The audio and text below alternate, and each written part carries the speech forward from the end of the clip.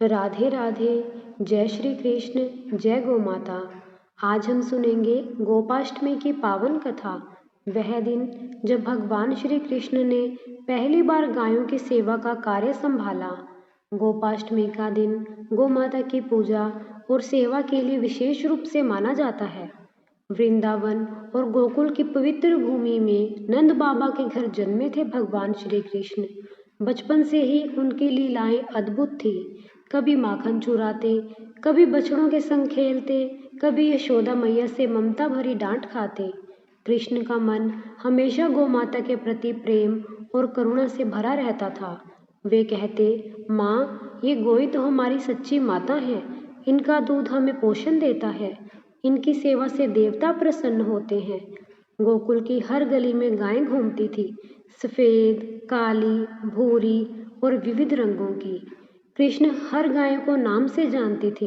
श्यामा, सुरभि, पीली, पद्मा, धेनु, कमला, हर एक को प्यार से बुलाते थे।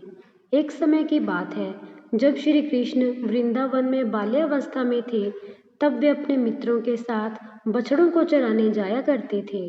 नंद बाबा रोज उन्हें सावधानी से समझाते, बेटा, तुम अभी छोटे हो, इसलिए केवल बछड़ों को ही चराने जाना। गायों की देखभाल का कार्य बड़े ग्वालवाल करते हैं। श्री कृष्ण बड़े प्रेम से बछड़ों को चराते और जंगल में खेलते रहते। समय बीता, कृष्ण थोड़े बड़े हुए। अब उनका मन हुआ कि वे भी गायों को चराने जाएं, जैसे बड़े ग्वालवाल जाते हैं। एक दिन श्री कृष्ण ने अपने पिता नंद बाबा से कहा, बाबा, अब मैं बड़ा हो गया हूँ, अब मैं भी गायों को चराने जाऊंगा। नंद बाबा मुस्कुराए और बोले, बेटा, यह काम बहुत जिम्मेदारी का होता है। गाय तो गांव की संपत्ति है, सबकी माँ है, उनका पालन करना बड़ा कार्य है। पर श्री कृष्ण ने बड़े प्रेम से कहा, बाबा, गौ माता हमारी भी तो माँ है, उनकी सेवा करने का सौभाग्य मुझे भी तो दीजिए। नंद बाबा ने यह देखकर बहुत प्रसन्न होकर कहा, ठीक है बेटा, कल से तुम गायों को चराने जाओगे। दूसरे दिन कार्तिक मास की शुक्ल अष्टमी तिथि थी। वही दिन गोपाष्टमी कहलाया। सुबह सुबह नंद बाबा ने श्री कृष्ण और बलराम जी को स्नान कराया, नए वस्त्र पहनाए और गले में पुष्पमाला डाली। संपूर्ण गोकुल गांव ने इस अवसर पर उत्सव मनाया। सबने गौ माता की पूजा की, उन्हें स्नान कराया, माथे पर तिलक लगाया और मिठाइयाँ खिलाई। फिर कृष्ण और बलराम जी ने प्रेम पूर्वक गायों को जंगल की ओर ले जाया। यही था वह शुभ क्षण जब श्री कृष्ण ने पहली बार गायों की सेवा का भार अपने हाथ में लिया।